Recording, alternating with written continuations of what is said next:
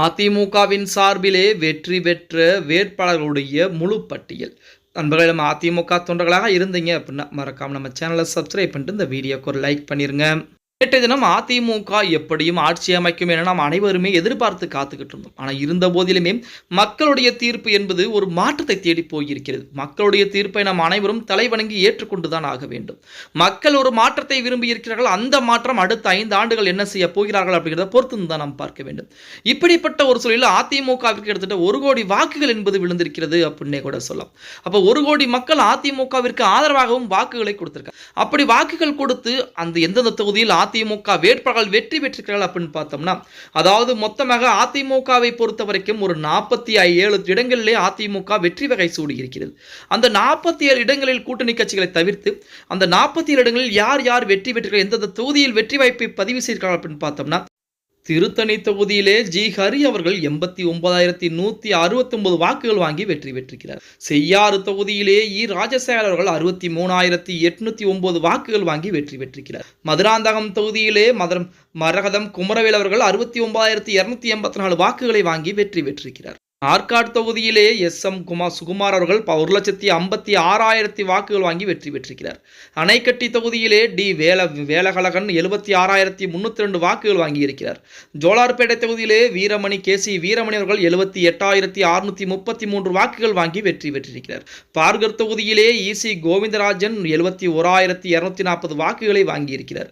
ஜெகூர் தொகுதியிலே பாலகிருஷ்ண ரெட்டி 1,09,867 வாக்குகளை வாங்கியிருக்கிறார்.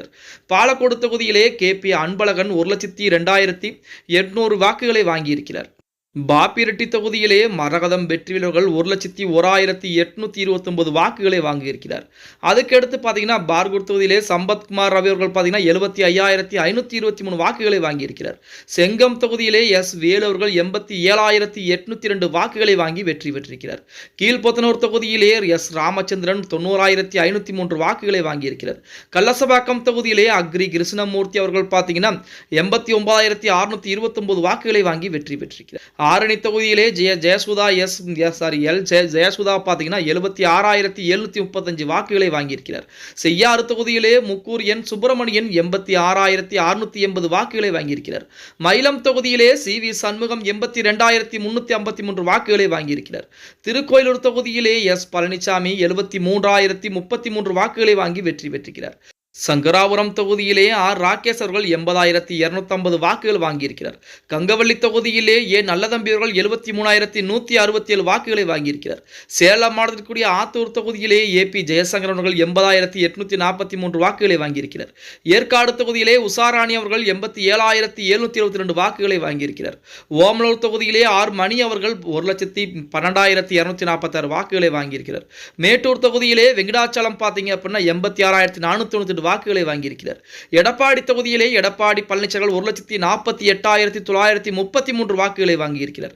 சங்ககிரி தொகுதியிலே வெற்றிவேல் என்கிற நபர் 87,342 வாக்குகளை வாங்கியிருக்கிறார். பரமத்தி வேலூர் தொகுதியிலே சேகர் எஸ். அவர்கள் 61,349 வாக்குகளை வாங்கியிருக்கிறார். தாராபுரம் தொகுதியிலே பி. சத்யபாமா 81,100 வாக்குகளை வாங்கியிருக்கிறார். காங்கயம் தொகுதியிலே என்.எஸ். நடராஜன் அவர்கள் 71,122 வாக்குகளை வாங்கியிருக்கிறார். பெருந்துறை தொகுதியிலே ஜெயக்குமார் அவர்கள் 70,302 வாக்குகளை வாங்கியிருக்கிறார். பவானி தொகுதியிலே கே.சி. கருப்பணன் பார்த்தீங்கன்னா 75,577 வாக்குகளை வாங்கியிருக்கிறார். அந்தியூர் தொகுதியிலே பி. ஹரிபாஸ்கர் அவர்கள் 60,042 வாக்குகள் வாங்கி வெற்றி பெற்றிருக்கிறார். தொண்டாமுத்தூர் தொகுதியிலே எஸ்.பி. வேலுமணி 93,316 வாக்குகளை வாங்கியிருக்கிறார். பழனியை பொறுத்தவரைக்கும் ரவி மனோகரன் பார்த்தீங்கன்னா 66,986 வாக்குகளை வாங்கியிருக்கிறார்.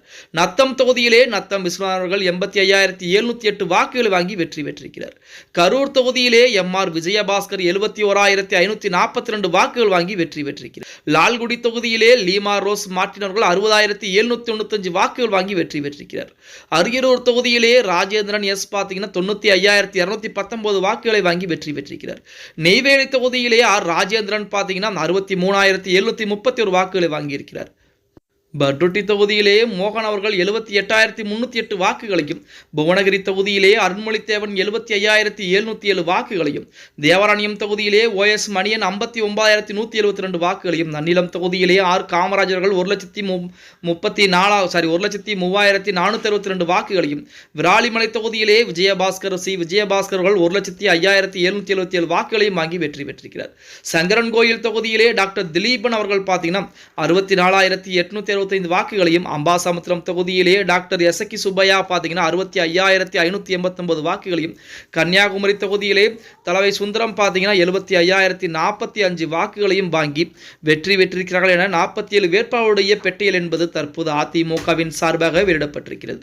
இப்படிப்பட்ட ஒரு சூழலே கூட்டணி கட்சிகளையும் பார்த்தீங்க அப்படின்னா, அதாவது அதிமுகவிற்கு கூட்டணி கட்சிகள் பெரிய அளவிலே கை கொடுக்கல. அதிமுகவை பொறுத்த வரைக்கும் இந்த முறை எப்படியாவது முதலிடத்தை பிடித்து ஆட்சியை தக்க வைக்கும் என அனைவரும் எதிர்பார்த்தோம். இருந்த போதிலுமே அதிமுகவிற்கு மொத்தமாக 47 இடங்கள் மட்டும்தான் வெற்றி வகை கிடைத்திருக்கிறது.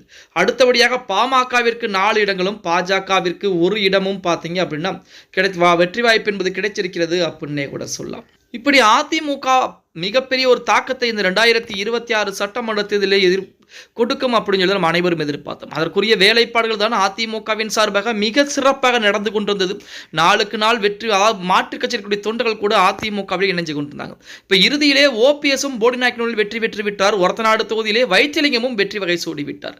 ஆனால் அவர்களை தோற்கடிக்க வேண்டும் என்று அதிமுகவின் சார்பாக போட்டியிட்ட நபர்கள் 3ஆம் இடத்திற்கு தள்ளப்பட்டிருப்பதுதான் அங்கு இருக்கக்கூடிய மக்களுக்கு அங்கு இருக்கக்கூடிய நபர்களுக்கு மிகப்பெரிய ஒரு வேதனை அளிக்கக்கூடிய விஷயமாக பார்க்கப்பட்டது அப்படின்னே கூட சொல்லலாம். குளத்தூர் தொகுதியிலே நமது ஸ்டாலின் மிகப்பெரிய அளவிலே தோல்வியை தழுவியிருக்கிறார். ஏன் அமைச்சராக இருந்த பெரிய கருப்பன் கூட தமிழக வெற்றி கழகத்துடைய வேட்பாளர் முன்னிலையிலே 1 வாக்குகள் வித்தியாசத்திலே தோல்வியை தழுவினார் அப்படிங்கிற தகவல் நம் அனைவருக்கும் தெரியும். இரவு 9 மணிக்கு மேல் அவருடைய வெற்றி என்பது தோல்வி என்பது அறிவிக்கப்பட்டது. வெறும் ஒரே 1 வாக்கு வித்தியாசத்திலே பெரிய கருப்பன் தோல்வியை தழுவியிருந்தார். இப்படி திமுக அமைச்சர் வைக்கக்கூடிய முக்கால்வாசி அமைச்சர்கள் தோல்வியை தழுவிருக்காங்க. சேகர் பாபுவை தவிர்த்திருக்கக்கூடிய நபர்கள் நமது ஏவா வேலுவாவும் இருக்கட்டும், அதற்கு அடுத்தாக இருக்கக்கூடிய நமது மா சுப்பிரமணியன் ஆகட்டும், அதே போல கல்வித்துறை அமைச்சராக இருந்த அன்பில் மகேஷ் பொய்யாமொழி ஆகட்டும், டிஆர்பி ராஜா, அதே மட்டுமல்லாமல் முன்னாள் அமைச்சராக இருக்கக்கூடிய பிடிஆர் பழனிவேல் தியாகராஜன் அவர்கள் கூட தோல்வியை தழுவியிருக்கிறார். திமுகவுடைய மதுரை இருக்கக்கூடிய அமைச்சர் மூர்த்தியும் தோல்வியை தழுவியிருக்கிறார். இந்த மாதிரி ஏகப்பட்ட அமைச்சர், ஏன் மூத்த அமைச்சர் துரைமுருகனே தோல்வியை தழுவியிருக்கிறார் அப்படிங்கிற செய்திகள்லாம் அனைவருமே கேள்விப்பட்டிருந்தோம். இப்படிப்பட்ட ஒரு சூழ்நிலை இந்த 2026 சட்டமன்ற தேர்தலை பொறுத்த வரைக்கும் அதிமுகவா திமுகவா அப்படிங்கிற போட்டி என்பது மாறி அதிமுகவா தமிழக வெற்றி கழகமா ஒரு நேரத்திலே காலை வேளையிலே இருந்தது. மதியம் ஆக திமுகவா தமிழக வெற்றி கழகமா என சூழல் என்பது மாற ஆரம்பித்து விட்டது. இப்படிப்பட்ட ஒரு சூழ்நிலை வருகின்ற வரக்கூடிய அடுத்த 5 ஆண்டுகள் விஜயுடைய ஆட்சியாக இருக்க போகிறது. விஜய் அவர்கள் தமிழக மக்களுக்கு பல வாக்குறுதிகளை கொடுத்திருக்கிறார். நல்லாட்சியை தான் கொடுப்பார் என நம்ம அனைவருக்குமே தெரியும். அதாவது விஜய் அவருடைய கட்சி இதுக்கு முன் எந்த ஒரு தேர்தலுமே போட்டியிட்டது கிடையாது. முதல் தேர்தலிலே இவ்வளவு பெரிய வெற்றியை பதிவு செய்திருக்கிறால் கண்டிப்பாக நாம் அனைவரும் பாராட்டி தான் ஆக வேண்டும். ஏன்னா தமிழக மக்கள் அனைவரும் மாற்றத்தை விரும்பி இருக்காங்க. அப்படி இருக்கக்கூடிய ஒரு சூழ்நிலையில் விஜயை நாம் யாரும் குறை சொல்லி எதுவும் பிரச்சனை கிடையாது. அதாவது விஜய் அவர்கள் இதற்கு மேல் என்ன செய்ய போகிறார் அப்படிங்கிறதை பார்த்து விட்டு தான் அவர் செய்யக்கூடிய அந்த செய்கையிலே தவறுகள் இருந்தால் மட்டும் சுட்டி காட்டுவதுதான் நம்முடைய வேலையை தவிர அவருடைய ஆட்சியை குறை சொல்வதோ அல்லது அவர் மற்றபடி வேறு ஏதேனும் தவறுதலாக சொல்வதோ அது நமது அரசியல் நியாயத்திற்கு ஒத்து வராது அப்படின்னே கூட. தமிழக மக்களுடைய விருப்பம் என்ன? தமிழக வெற்றி கழகம் வர வேண்டும் அப்படிங்கிறது. அதற்கு நம்ம அனைவரும் தலைவணங்கி ஏற்றுக்கொண்டுதான் ஆக வேண்டும். பொறுத்து பார்க்கலாம். ஓகே गाइस, வீடியோ பிடிச்சிருந்தா மறக்காம லைக் பண்ணுங்க. அதிமுகவுடைய தோல்விக்கு என்ன காரணமாக இருக்கும் அப்படிங்கிறத கீழே மறக்காம கமெண்ட் பாக்ஸ்ல பதிவு நண்பா.